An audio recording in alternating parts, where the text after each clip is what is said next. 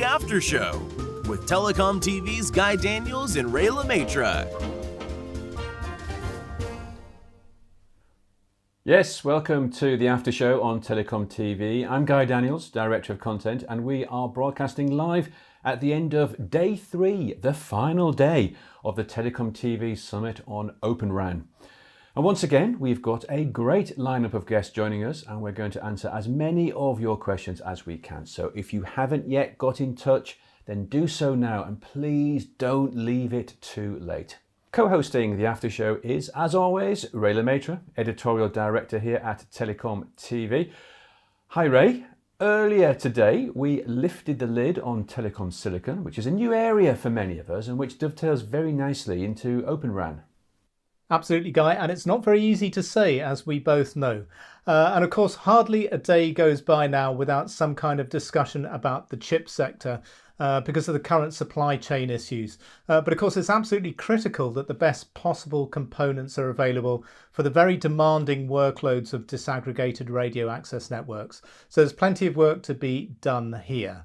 Though there are many more companies now working on the required chipsets than there were a year ago, as Iago Tenorio pointed out earlier this week during his executive interview as part of this Open RAN Summit.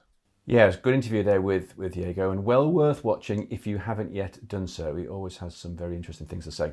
Now, on with the show, and joining us live on the programme today are Paul Crane, Networks Research Director at BT, Scott Poretsky, Director of Security North America at Ericsson, Gilles Garcia, Senior Director, Business Lead, Wired and Wireless Group at Xilinx, Timon Sloan, VP Marketing and Ecosystem for the Open Networking Foundation, and Francis Haysom, Principal Analyst with Appledore Research.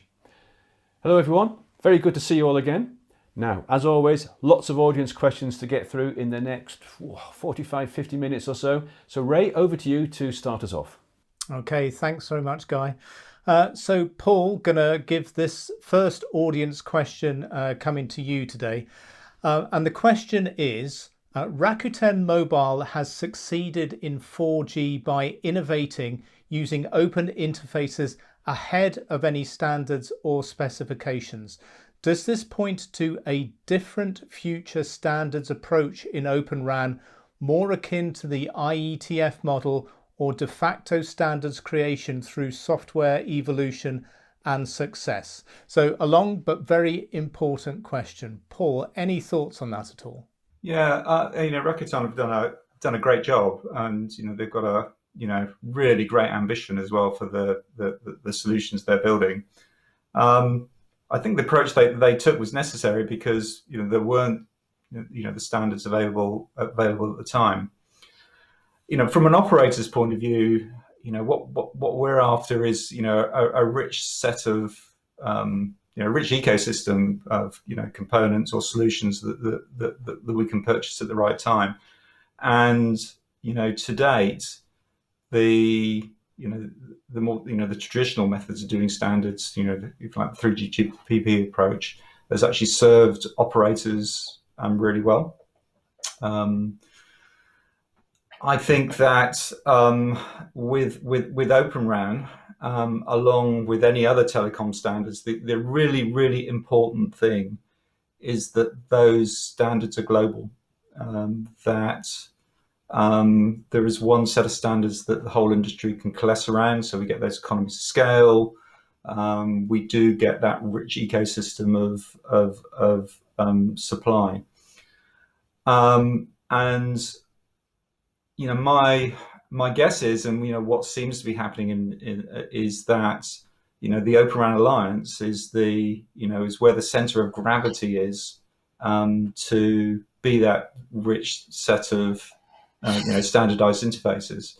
The combination of adopting 3GP standards, adopting IETF protocols, and developing new interface standards where they're not done elsewhere. So I would expect over time that solutions like Rakuten's or others that come about will adopt Open RAN Alliance interfaces, and that will will enable that rich supply of components which can be built into various solutions. Okay, thanks, Paul. We will come, Timon, we'll come to you first and then we'll come up to Francis. So, Timon, what are your thoughts? Obviously, the ONF is clearly developing stuff here. How do you see things going forward? Yeah, so I think this is a great question. I think the world has moved to an era where it's not always led by standards, but that software implementations actually inform what's possible, demonstrate sort of an end state, or can sort of disprove the naysayers. And the IETF, that was kind of an interesting analogy or reference. Back in the day at IETF, it was there wasn't so much open source, but people were doing private implementations and then using that to sort of indicate what was possible. Now we can actually do implementations in open source, really demonstrate and make those available really broadly. What Rakuten has done is clearly moved the industry pretty dramatically, and also what ONF, this is central to ONF's model. If for those of you who recall, ONF started as a standards organization doing OpenFlow. That feels like eons ago now, but we've done a hard pivot towards open source over 5 years ago now. And really, this is near and dear to our heart and central to our mission and our approach. And I would just end by saying that, as another indicator that the actual founders and leaders of the ORAN Alliance, not just the companies and the operators, but the individuals are all directly involved with ONF and our SD-RAN efforts, because pairing an open source implementation with standards is really now the new norm and really the best proven way to move the industry forward as rapidly as possible. Okay, excellent. Thanks, Timon.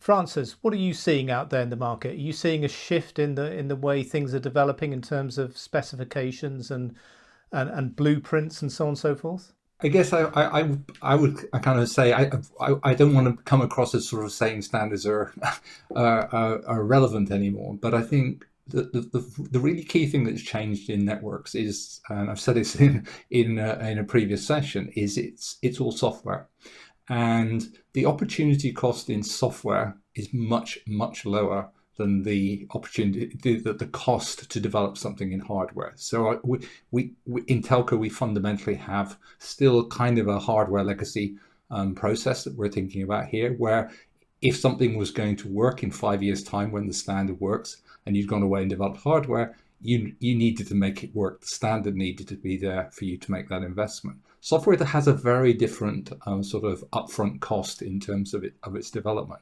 That doesn't mean you don't want standards, but it does mean you can think differently about how standards are evolved, and also to some extent innovation in front of the standard.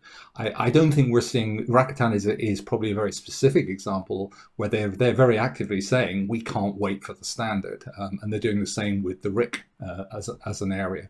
But there's an opportunity more widely in the industry to this idea of ecosystems, trying things, open source developments of interfaces, I think is something that needs to be considered, and it is an opportunity to really actually speed the development of things like Open RAN. Yeah, absolutely. And I think we can see evidence of the major operators looking to move things on and influence things like the European operators and their Open RAN MOU, definitely looking to accelerate developments there.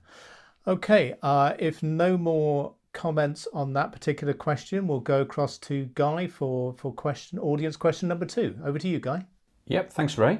And this next question, Francis, I'm going to come straight back to you to start with, because this is a question that's come off the back of the RIC panel that we ran earlier this week on the summit. The question is, when can we expect to see xApps and xApps running on various RICs in a truly plug-and-play manner?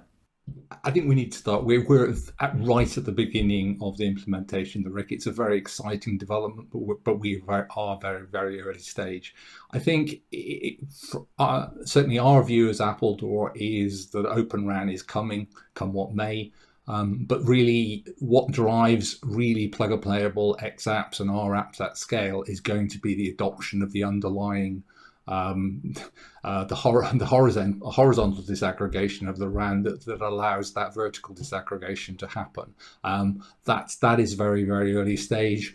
5G networks that are being deployed at the moment aren't being deployed necessarily with that full openness at the moment, and that's really going to be the biggest thing that impedes it. From our point of view, we've done some assessment. We think roughly these type of technology substitutions take roughly about a 15-year replacement cycle, and so I think generally you should be looking for this thing to be starting to see interesting ideas probably in the next year, but large-scale adoption is probably going to be some way through that adoption cycle, somewhere between, I would guess, about 30%, 50%, which is going to be about three to 5 years in terms of wide-scale adoption. I think also you've got to consider there's two very different drivers in terms of the xApps and the rApps. I think you're going to see quite a lot of innovation in the xApp area because it's the thing that will immediately drive a different behavior in the RAN or different optimizations of the RAN. I think at the rApp layer, you're going to see a slightly slower implementation there, particularly I think driven by what I would term is SON plus type applications. So you've got a lot of vendors who want to be able to optimize and use AI more effectively to optimize across the whole of the network. That will need more deployment of the horizontal disaggregation, but it will also need, I think, that sort of first impetus within the xApp area to really drive that kind of longer term. So honestly, I think we're looking somewhere between 3 and 6 years for that type of environment. Oh, that's interesting. Thanks, Francis. Scott, thoughts from you about when we can expect to see rApps and xApps running on RICs in a plug-and-play fashion? So I actually agree with Francis on that time frame of 3 to 6 years. As we're thinking about your question, as far as the deployment time that we'll start seeing rApps and xApps, it's important we, in our rush to deploy the functionality, also consider the security. And that's because there are many security considerations we need to have when it comes from xApps and rApps. Those are coming from third parties, integrating into our systems and making a lot of very important decisions down in the G node B. With those security considerations, we need to think about the third parties. Are those functions coming from third-party trusted software vendors? Is it trusted software that's digitally signed? Does the functionality in those apps, the rApps and the xApps, conflict with each other? Do they conflict with decisions being made locally down in the G node B? Is the data that's in those apps protected so that PII and other business sensitive information is not lost through breach or any malicious person just inspecting that data? Thank you, Scott. And issues of trust there, maybe restricting the timeframes and when we'll see truly plug-and-play manner for rApps and xApps. Paul, you'd like to add some comments to this viewer question? Yeah, I think the RIC and particularly xApps is probably the most exciting part of Open RAN. I think it's the area that's going to allow operators to differentiate its services and to truly optimize their networks in unique ways. I think split that question into two. When can you see X and R apps, and when can you see them plug and play? I agree with the timescales that are being talked to before. I think along with those security issues that were just highlighted, you're playing with the core of your radio access network, and so integration, testing, ensuring that there isn't unexpected interactions between xApps that you're running is going to be really important. So I'm not sure plug and play in the purest sense is ever going to happen without that really rigorous test and validation process. All right, thanks, Paul. Great insights there, everybody. Thanks for those. In that case, I think we will swiftly move on then, Ray, to our next question. Okay, thanks, Guy. Right, our next viewer question is going to come to you, Gilles. The panel this morning, so this is a very recent question, the panel this morning stated that RAN needs specialized and dedicated silicon.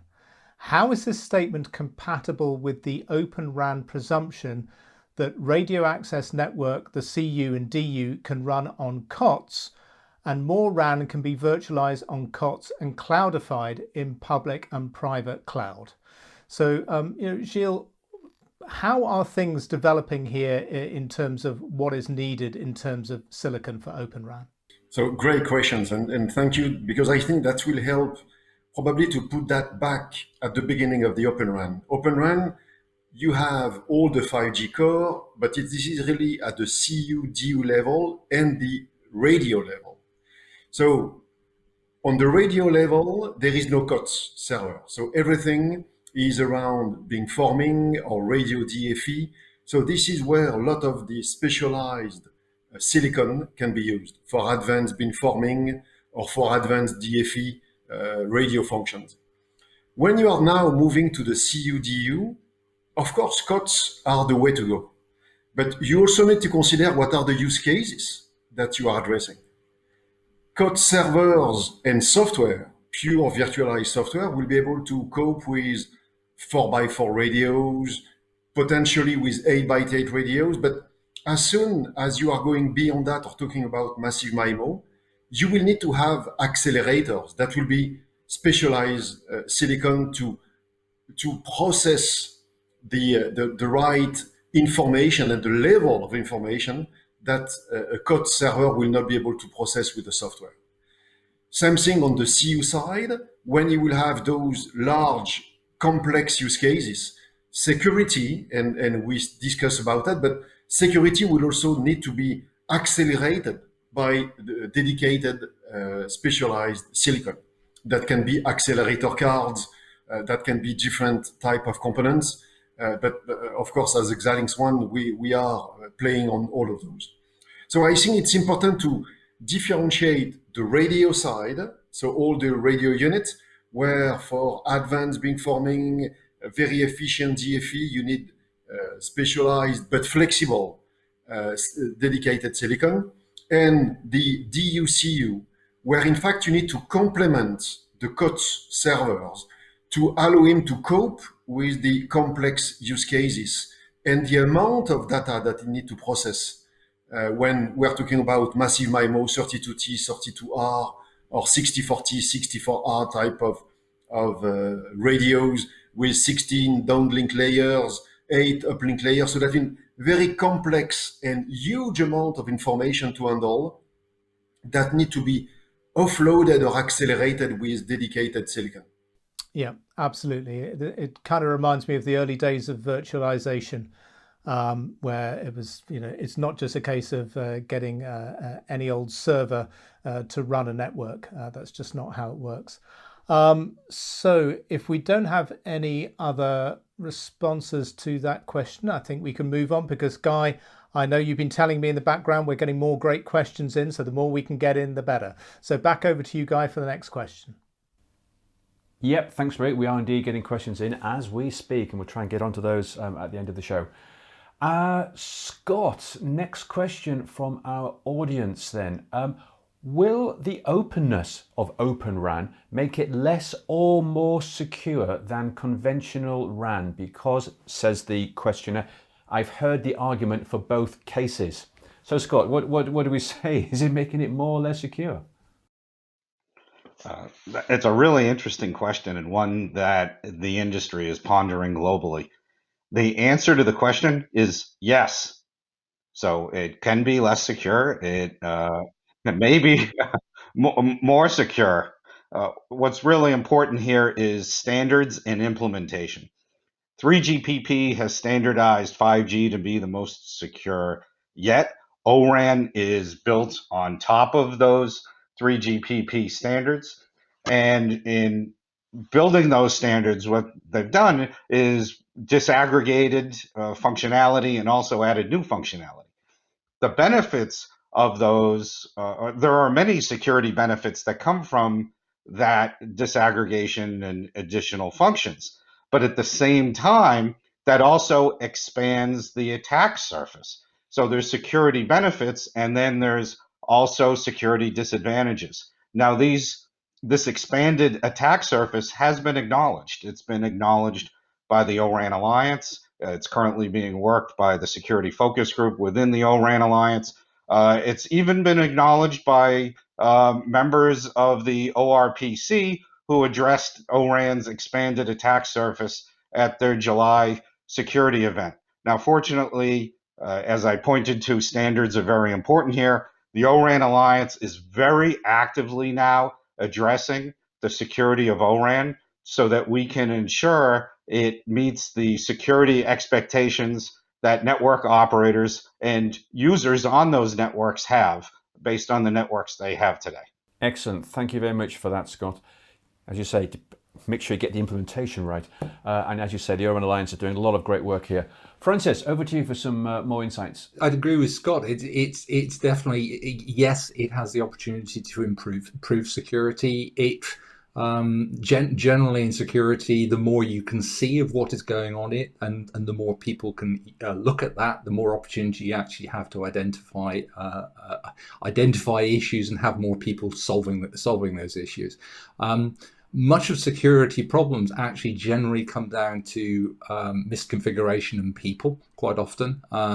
So there is a slight challenge with Open RAN is that we're used to kind of a shell around the RAN, which is kind of proprietary, which is kind of hides it from the outside world in some degree, and we've been able to develop things behind that. That does go away to a large degree with Open RAN, and a lot more interfaces. And that's a lot more interfaces that can be wrongly configured. So I think a lot of the challenges, but the opportunities in security is about the automation of the security of those interfaces, the security and the automation of the configuration of those surfaces. The more we can remove manual intervention, the more we can keep the solution safe. But security shouldn't be an excuse not to adopt Open RAN.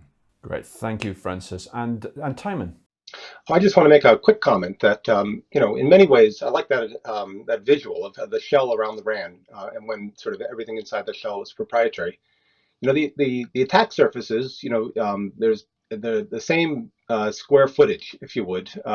It's just that they were hidden in the past and now they're being opened, and by opening them, you're shining light on them. But the RAN is equally complex inside with proprietary implementations, and so I would argue that by opening it, by standardizing the interfaces, by getting more eyes on it, that ultimately we are making things much more secure over time. Thank you very much for that, Timon. Thank you, everyone.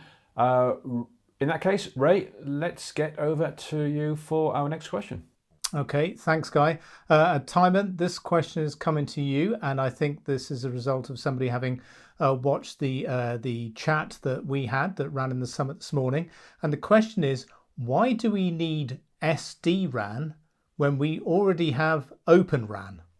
So, excellent question. I think that there are a couple of different terms. First, it's really important to level set. So Open RAN is almost the umbrella term, but kind of opening the RAN, creating open interfaces. ORAN and the ORAN Alliance, and I suspect that's what the question is really referring to, are the set of standards and architecture for opening up the RAN.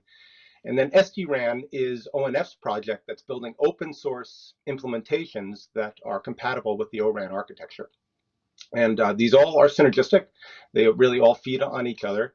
And ultimately, SD-RAN is implementing, combining components that are both open source and proprietary, and building solutions that can be taken to trial. And case in point, Deutsche Telekom just announced in the last 2 weeks or so that they have a live SD-RAN trial in Berlin that's combining components from over 8 vendors using all of the ORAN interfaces, both the horizontal disaggregation that people have been talking about today, the RU-DU-CU, and the vertical disaggregation using the SD-RAN RIC and a set of interoperable xApps. So, it's all necessary. what we're finding is that the SD-RAN effort is really helping demonstrate to the industry what's possible and helping to move everything forward much more expeditiously. Okay, excellent. Thanks for the clarification there. Yeah, all moving everything forward in the same direction. And because that question was very specific to SD-RAN, I don't think we're going to get any more takers on that. And we have got more questions coming in. So, Guy, I'm going to hand back over to you. Yep, thank you, Ray, because it's time to take a final look at our audience poll for this year's Open RAN Summit. One question, 5 multiple choice answers, and thanks to everyone who have voted so far, because as we said yesterday, we've had a record number of votes this week and the votes just keep going up and up. And the question we have been asking is, which of these is the most important area of focus for the Open RAN community during the next 12 months? And here's the latest answers, our real-time data, up to the second data here. Oh, dearie me. Security is still propping up the table there in 5th place, although it's closing the gap with the first option there, the RRH pricing and functionality. But total cost of ownership is starting to take a clear and commanding lead as the most important area of focus for the community during the next 12 months. Well, do you agree or disagree? You've got until the end of this week to vote, and then we'll close the poll, so get your skates on. Back to our Q&A though, and we are about 30 minutes into the programme now, so we still have time to answer a few more of your questions. Ray, have we got our next viewer question lined up? Yes, Guy, we do. A really interesting, that if I can just comment on the poll there, really interesting the way that is shaped during the course of the week, but that total cost of ownership has always been out in front and had the most votes. It just goes to show that economic considerations are at the forefront of many people's minds. So very interesting results there. Our next question, audience question, and this is for the whole panel here today. The question is, will Open RAN development be held up by the current global supply chain issues around silicon? So, will the current chip shortage hold back Open RAN developments? Does anybody want to come in and start the conversation on this one? Yeah, Gilles, thank you very much for stepping in. Let's come to you first. Yeah, so thank you, Ray. So again, Xilinx, we are a silicon supplier, so I think it was obvious for me to jump in as the first one on this one. So I don't think so. I don't think that the current supply constraint that the overall industry is facing will slow down the Open RAN. There is, back to the previous question you asked, on the Open RAN, you have, of course, the radio that need to have specific components. Most of the code servers are also using different components, but I'm not expecting that the volumes expected by the Open RAN deployment over the next 2 years will be slowed down by the supply constraint. And this is even an opportunity for vendors to innovate with technology that are massively available and being able to show how Open RAN can be very efficient with what is available today, instead of potentially using leading edge technology that will not be available or will be constrained due to the overall geopolitical situation. Okay, thanks, Gilles. And Francis, I think you wanted to come in there as well. I'll come back to a previous comment I've made before. The key thing about Open RAN is going to be development of software. We're still at an early stage with Open RAN in terms of open deployment, so it's not like the whole of the global network is going to be replaced by Open RAN immediately, and one would hope the silicon's shortage is sorted sometime in the next year or two. So I think the thing that's going to drive the engine of Open RAN is software, and Gilles kind of sort of said it. One of the big areas is looking at how you use the commodity hardware that you have today. You better horizontally scale processes rather than always vertically scale with new silicon. A lot of the opportunities are there. So yeah, there's going to be issues in terms of deploying new networks with Open RAN, but I think in terms of the onward development and improvement of Open RAN, it probably doesn't matter that much. Okay, great. Thanks, Francis. Okay, Guy, I think that we can now move on to the next audience question. Fantastic. Thank you, Ray. And a question just in here. Will Open RAN end up being used only in rural areas and private wireless networks? So slightly contentious question there, but do we feel that there's no place for Open RAN in the urban areas? Anybody would like to take a stab at addressing that one? Paul, thanks very much. Yeah, I think I think for most operators, you're likely to see Open RAN deployments, certainly in the next few years, deployed, in those specialist use cases. So, private networks, maybe small cells deployments, maybe neutral host. And the reason for that is that operators are very, very conscious of the customer experience that they're delivering. Most operators compete on network quality effectively, root metrics, and therefore you need to be absolutely confident that the solutions that you're putting into those areas where your main customer base is, those dense rural areas, is that quality of experience is maintained. So, but absolutely no, I don't see Open RAN as just being that rural use case or the private networks. I do see eventually that it will be the default way that we build networks. Open RAN is an example. I think network virtualization was referenced before. I mean, it's an example of the way that the whole industry is changing into a virtualized, disaggregated infrastructure. Open RAN is leader at the moment, but it's happening throughout the telecoms infrastructure. I'll tell you what. Let's jump up to Francis, and Scott will turn Scott off mute. Francis. Yeah, keep it brief. I think the obvious answer is we already know that it can be deployed in dense urban areas. That's what Rakuten is doing in Japan. It has a completely Open RAN network nationally. It works in the center of Tokyo. I think, and the same would apply to its deployment probably at 1&1 in Germany. I think the big challenge actually, and the reason for the focus on rural and sort of private network areas is simply one of coexistence with a legacy or the brownfield. So obviously Rakuten is not having to work with a brownfield in its deployments. So I think a lot of it is not simply the Open RAN technology. It's much more an operational and a coexistence strategy with legacy networks. Thanks for that, Francis. Back to you, Scott.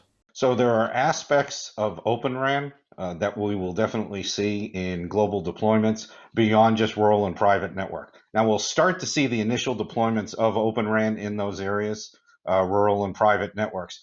But the aspects of virtualization and cloudification and seeing cloud native applications being deployed, even with HCPs, hyperscaler cloud providers, those aspects of Open RAN will be deployed in larger networks. Now, whether or not we see things like the lower layer split across all of the O-RAN architecture, will those be deployed? That's unclear yet, but certainly there are a lot of advantages coming from Open RAN where there will be pieces that we see in the larger networks. Thank you very much, Scott. And Gilles, I think you wanted to comment on this question as well. Yeah, I will try to be short. And the key point is there is no limitation in Open RAN that will prevent a deployment in downtown, the big cities with massive MIMO or with all the traditional, I would say, wireless networks. So I think that it's need to be clear that Open RAN can work very well in rural, in private, but as well in all the other aspects, downtown and all the in stadium and all the things that are expected to be by a robust standard. And I think it's very important to clear this point that there is no limitation in Open RAN for that. Absolutely. Thank you very much, Gilles. I think in that case, we can try and squeeze in at least one more question from our audience. So Ray, over to you. Okay, thanks, Guy. So this question is hot off the press. And the question is, can the panel give some examples of typical apps that will be run on RAN intelligent controllers, the RICs? So what kind of, maybe we can ask that in a different way, maybe what will be some of the first examples of typical apps? Does anybody want to come in? Yeah, Timon, we'll start with you and then we'll come up to Francis. So Timon first. Sure. So I can speak to what DT is deploying in the trial and where we see sort of initial implementations. Some of the simpler things are just sort of visibility, KPM or key performance monitoring. So you're just kind of getting a view into what's going on in the RAN. That's kind of a very easy step. There are some things around SON-like applications for reconfiguring unique IDs across the RAN. So as you deploy more cells, that you ensure any adjacent cells don't have any conflicts. That's deployed. Some mobility management and actually looking at load on different cells and influencing weights and moving UEs between different cells. That's coming, and then sort of into the space of both spectrum management. There's a lot of interest there in various forms, and also power management and trying to build greener networks and being able to optimize power consumption. So those are the hotspots that we see. I know it starts with the simpler and then sort of moves towards the more complex, which is what you'd imagine. Okay, great. Thanks. Excellent examples there, Timon. Thank you. Yes, let's come up to Francis now. Thank you. I think there's one very interesting example that's already being demonstrated by VMware and Cohere, where they're actually deploying a what is effectively, I believe it's termed reverse Doppler technology to improve effectively coverage and targeting of particular handset, so improving effectively capacity on a cell. I think that's anything that is increasing the potential of capacity of the cell is going to be very interesting, is going to be taken forward. That's obviously the trials phase at the moment, but I can't believe that that's not going to be taken forward in some seriousness.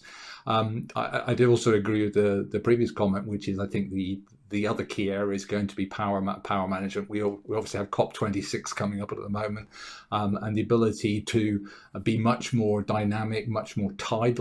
With this horizontal disaggregation of the RAN, we've got a huge opportunity to potentially at low times bring things more to the center, at peak times to take processing more to the edge in order to make capacity. So there's going to be a whole number of areas in terms of the way the RAN is deployed and moved around that I would see as early applications, xApps. Okay, great. Thanks, Francis.